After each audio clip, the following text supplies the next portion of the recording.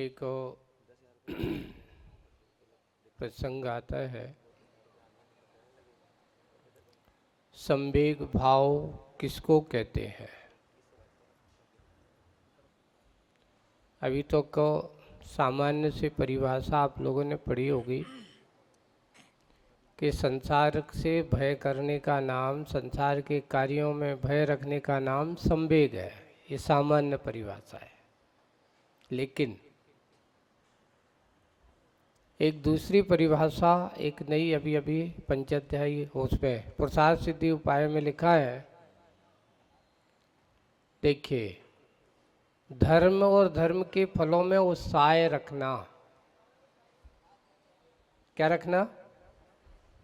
धर्म और धर्म के फलों में उत्साह रखना, धर्मात्माओं के प्रति अनुराग रखना और पंच परमेष्ठियों से प्रीति करना।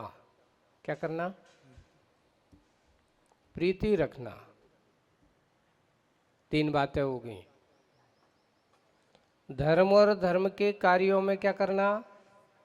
उत्साह रखना और सच्चे देव आदि या गुरु आदि के गुणों में अनुराग रखना और अंतिम कहा, ऐसे पंच परमेष्ठियों के प्रति सदा प्रीति का भाव रखना। यही संवेग भाव है। इसी को संवेग भाव कहा गया है। अर्थात संसार के विषय भोगों के वेगों में जो समीचीनता ला दे उसका नाम संवेग है। जहाँ एक मर्यादित जीवन जीने की प्रवृत्ति आ जाए उसका नाम संवेग भाव है। अमर्यादित जीवन को मर्यादित कर लेना, एक सीमा के दायरे में बांध देना। जैसे कि श्रावक का जीवन है, आप सब लोग हो, श्रावकों का आचरण पालने वाले हो। अब श्रावकों का आचरण आपके पास है तो श्रावकों के आचरण में क्या कहा? सबसे पहले वह है अपने आप को असंयम से बाहर करने के लिए, असंयम से दूर रखने के लिए वह अणुव्रतों की ओर अपने कदम बढ़ाता है। महाराज, हम अणुव्रत नहीं ले पाए तो फिर क्या करें? तो आप अष्टमूल गुण की ओर अपने कदम बढ़ाते हो। अष्टमूल गुण करके वह सप्त व्यसन से अपने आप को मुक्त रखता है ना? और ऐसा करता हुआ वह है निरंतर अपने आप को एक दायरे में, एक संयमित अपने आप को एक लगाम लगा करके। एक बार बहुत अच्छा प्रसंग चल रहा है। एक बार गुरुजी ने एक बहुत अच्छा ऐसे ही प्रसंग बनाया कि देखो, एक गधा और एक घोड़ा, गधा और घोड़ा, बताओ लगाम किस पे लगती है? लगाम किस पे लगती है? घोड़े पे लगती है। गधा को कभी लगाम लगाए देखिए, है ना? आचार्य जी कहते हैं, श्रावक वही जो अपने मन रूपी घोड़े पर क्या लगा के रखे? लगाम। बेलगाम सो उसकी जिंदगी कैसी है? क्या बनना है? गधा के घोड़ा? क्या बनना है? गधे की जिंदगी के घोड़े की जिंदगी? अब आप लोग बोल नहीं पाते हो, सुन तो अच्छे से ले लेते हो। बेलगाम हो के लगाम है हमारे पास। अपने मन पर हमने कुछ अंकुश लगा के रखा है? नहीं। जब तक मैं भगवान के दर्शन नहीं करूंगा तब तक मैं भोजन पानी नहीं करूंगा। ये भी एक मन की लगाम है। जब तक मैं ऐसा कार्य नहीं करूंगा तब तक मैं ये चीज नहीं खाऊंगा। ये भी एक हमारे मन के ऊपर क्या है, लगाम है। बस करने के ऊपर अपने आदर्श है। अभी जितना हम अपने आप को साधना चाहते हो, होता ये है, कई लोगों की धारणा बना लेते लोगों की, आज पढ़े लिखे लोगों की, अपन को तो ऐसा जीवन कोई नियम नहीं लेना, पता नहीं कल कहाँ कैसी मजबूरी आ जाए, कल कहाँ क्या परिस्थिति बन जाए। बंधुओं, ये ध्यान रखना, परिस्थितियों का सामना करने जाओगे तो एक राजा को कितनी भी अच्छी बड़ी से बड़ी व्यवस्था की जाए, अगर वो भी प्रदेश में जाता है तो उसको भी विषम परिस्थितियों का सामना करना ही पड़ता है। अपने राज्य जैसी अनुकूलता उसको भी वहाँ पर भी नहीं मिलती। इसलिए नीतिकारों ने लिखा है, परदेश में भी नरेश को कलेश होता है। परदेश में भी नरेश को कलेश होता है, विकल्प होता है। अरे इतना बड़ा राजा होकर के महाराज फिर भी उसकी व्यवस्था नहीं है। कितनी व्यवस्था चाहिए आपको। हम लोग जब कभी बिहार करते थे या आचार्य श्री के साथ रहते थे तो एक ही बात होती थी। अब सब जगह जाओ तो समाज में सब बड़ा संघ है और साधु बहुत है, सबको एक सी व्यवस्था मिल जाए ऐसा कोई ज़रूरी नहीं है। जगह जगह जाते हैं। महाराज जी आज आहार को गए, आचार्य जी कहते थे देखिए कि यहाँ पर कोई एक नियत स्थान नहीं है कि तुम्हारी सारी व्यवस्था उसके यहाँ ही पक्की है। यहाँ तुम जाओगे तो हो सकता है किसी चौके के पास जाओगे तो तुम्हें किसी का अच्छा भी मिल सकता है, कहीं जाओगे तो तुम्हें अच्छा नहीं भी मिल सकता है। इसलिए कभी भी पहले से अपने मन में ये मत सोचिए कि आज क्या होगा। आज जो अपने कर्म लाभांतराय कर्म का उदय होगा, क्षयपसम होगा, वही तो हमारे लिए मिलेगा। अगर हमारे लिए लाभांतराय कर्म का क्षयपसम है, अपने कर्म के ऊपर क्षयपसम पर भरोसा है, तो तुम्हारे आहार चर्या है, तुम्हारे लिए जो तुम चाह रहे हो वो प्राप्त हो सकता है। और अगर नहीं है तो एक अच्छे बड़े घर में भी पहुंच जाने के बाद भी जाते जैसे ही खड़े होते हैं, है ना, और खड़े होने के बाद देने वाला सब तैयार है, सामने सार सब कुछ लगा हुआ है, लेकिन अंतराय कर्म का तीव्र उदय हो कि सामने चीज रखी हुई है फिर भी तुम ले नहीं पाते। अंतराय कर्म का उदय वो अंतराय में आपके हाथ से छूट जाता है। हाँ, बाल आ गया, कहीं जीव आ गया, कहीं किसी प्रकार का अंतराय का निमित्त बन गया। इसमें कभी भी एक और है, मैं मानता हूँ जब कोई साधु को अंतराय होता है, श्रावक को बहुत दुख होता है, क्योंकि वो बड़ी अच्छी प्रतीक्षा के साथ कितनी भावना जगा करके करता है ना। और जब साधु जाते हैं और अंतराय हो जाता तो श्रावक की ऐसा लगता है कि कितनी मन में प्रतीक्षा थी और आज महाराज आए और आकर के क्या हो गया, अंतराय हो गया। उसके मन में बहुत पीड़ा होती है। लेकिन वहाँ कर्म का चिंतन करना चाहिए। साधु भी अपना कहते हैं क्या करे, आज मुझे लाभांतराय कर्म का उदय था, नहीं हुआ, सामने वाले के दानांतराय कर्म का उदय था, उसको देने का सौभाग्य नहीं मिला, इनको लेने का सौभाग्य नहीं मिला, दोनों का अधूरा है। इतनी है दाता और पात्र के बीच में जो आ जाए तो उसका नाम अंतराय। बंधु इतना निश्चित है कि अपने आप की जो मर्यादा में रहता है वही व्यक्ति ऐसे लाभ को प्राप्त कर पाता है। उत्साह के साथ धर्म के कार्यों में, अपने फलों में जिनके अंदर उत्साह की प्रवृत्ति हुआ करती है वे ही धर्म और धर्मात्माओं की संगति में बैठ पाते हैं। बिना उत्साह के, बिना मन के किया गया कार्य आपके लिए पावनता का कारण नहीं बनता, पुण्य का कारण नहीं बनता, जबरदस्ती करके नहीं बनाया जाता। हम अपने अंदर के भावों को, हाँ साधु हैं, प्रेरणा दे सकते कि भाई तुम्हें ऐसा करना चाहिए। अभी महाराज जेलक जी आप लोगों को बुला रहे थे, पूजन करा रहे थे, सबके अच्छे अच्छे, है ना। अब कई लोग यही डर से नहीं आ रहे थे कि महाराज अभी कोई आएंगे तो ये नियम ना दे दे मैं है ना। हम देख रहे थे बैठे बैठे, अभी आएंगे, पता नहीं अब कौन सा नियम देंगे जी हमें हमारे लिए। हाँ, तो बंधुओं देखो, साधु आपको बुराई से बचने का रास्ता बता सकता है। अब बचना और ना बचना किसके हाथ में है? आपके हाथ में है।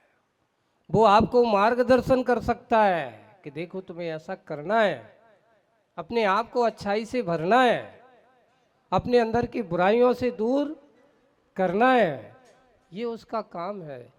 सज्जन व्यक्ति हमेशा दूसरों को सज्जनता का मार्ग ही दिखाता है, कभी दुर्जनता का मार्ग। कभी आज तक हम किसी साधु ने कहा कि एक काम करे, कल से तुम्हें शराब पीने का नियम ले लो। वो ये जरूर कहेगा कि कल से तुम अगर शराब पीते हो तो शराब छोड़ने का काम करना है। तो मुझसे कहो कि महाराज मैं तो एक नियम लेता हूँ कि आप कहो तो एक दिन में एक बार पीऊंगा, 4 बार नहीं। नहीं नहीं भाई, ऐसा काम नहीं हो सकता। अच्छा, यही है, सबसे पहले इनमें उत्साह रखो, अपने भगवान के गुणों पर उनका अनुराग रखो। दुनिया से वस्तु पर राग तो बहुत हम करते हैं, पर अपने भगवान को अपना मान करके, अपना जैसा जान करके उनके पर उनके गुणों का चिंतन करना, ये अनुराग भाव है ना। राग और अनुराग में अंतर क्या है बताओ? देखिए, राग विषय भोगों में भी होता है, लेकिन अनुराग गुणों के प्रति हुआ करता है। किसके प्रति होता है? विषय भोगों को नहीं होता। गुणिसु प्रमोदम ऐसा कहा गया। अच्छा को ग्रहण करने के भाव के प्रति जो हमारी विचारधारा होती है उसका नाम अनुराग भाव है। राग और अनुराग में बहुत अंतर है।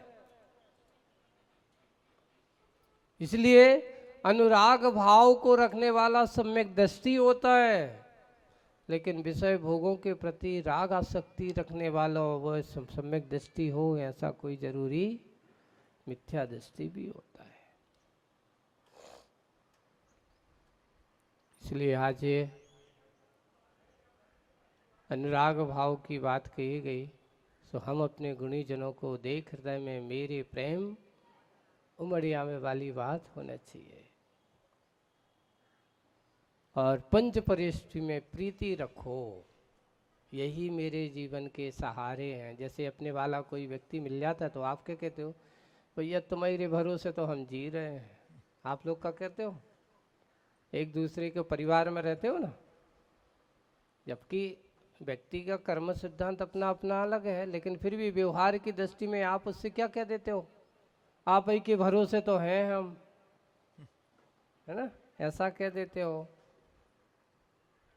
ऐसे ही एक भव्य आत्मा कहता है कि मेरे जीवन में अगर कोई सबसे ज़्यादा अगर कोई है तो पंच परमेष्टि ही मेरे सब कुछ है।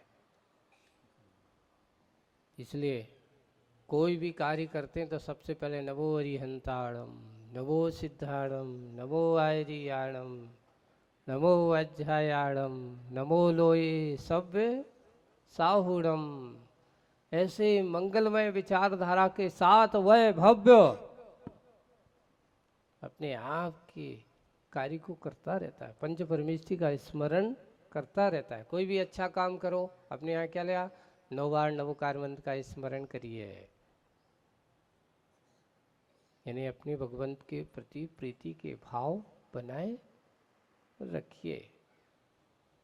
और जितना जितना हमारा प्रीतिपन अपने पंच परमेष्टि के प्रति होगा, यही प्रीति भाव ही तुम्हारे लिए मुक्ति का रास्ता, अपने असंयम जीवन को भी संयमित बनाने वाला होगा। हम बेलगाम ना हो, लगाम लगाओ। गधे की जिंदगी नहीं, घोड़े बनो। क्या बनना है? गधा बने बने तो बहुत समय हो गया, है ना। अब तो घोड़ा कहता है कि भाई मुंह में लगाम होती है, और वो जो बैठने वाला जिस साइड मुड़ता है वैसा मुड़ता चला जाता है। हमारा मन भी घोड़ा बन सकता है और हमारा मन गधा भी बन सकता है। और एक और है, अगर आपसे कहा जाए कि आज तुम्हें गधे पे बैठना है तो तुम बैठ जाओगे? वो घोड़े पे बैठना तो अरे सबसे पहला मेरा नंबर है। घोड़े पे बैठना सब पसंद करते हैं, गधे पे बैठना, जबकि दोनों सवारी का काम करते हैं, है ना। दोनों सवारी का काम करते हैं, दोनों ढोने का काम करते हैं। गधा भी ढोने का काम करता है, घोड़ा भी ढोने का काम करता है, पर बैठने वाले को भरोसा किस पर होता, गधे पर कि घोड़े पर? क्यों? क्योंकि भैया इसके हाथ में लगाम है, अगर कुछ गड़बड़ करेगा तो लगाम से खींच के हम रोक तो सकते हैं। लेकिन गधा जो होता है वो बेलगाम होता है। एक बार की बात है, मुझे ध्यान है, बचपन में जिस गांव में था वहाँ पर बहुत सारे लोग पहले जो होते ना, पहले रेत वगैरह जो ढोते थे ना, तो उसी पे आते थे, भर के लाते थे। ईंट है, रेत है, पहले ट्रैक्टर वगैरह कम चलते थे, है ना। तो एक बार जो लेकर आ रहा था ना, तो खाली करके वापस जा रहा था, तो बैठ गया। अब वो क्या करे, तो जा रहा था, अब खाली जा रहा था, तो वो उसने कही चलो अपन इस पे बैठ जाते हैं।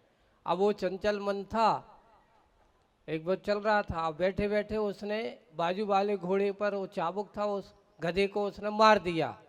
तो जिस गधे पर वो बैठा था उसने समझा कि उसको मारा है तो ये हमें भी मारेगा, तो उसने एक पीछे से छलांग लगाई, जो बैठा था तो पीछे के पीछे उसने पैर उठाया और बहुत, अब उसके पास तो कुछ था ही नहीं पकड़ने का, अब बैठा आराम से जा रहा था, वो बैठे बैठे, और उसको गुस्सा आई, उसको भी अब बेलगाम आदमी, लगाम तो थी नहीं कि हम पकड़ के रखें उसको।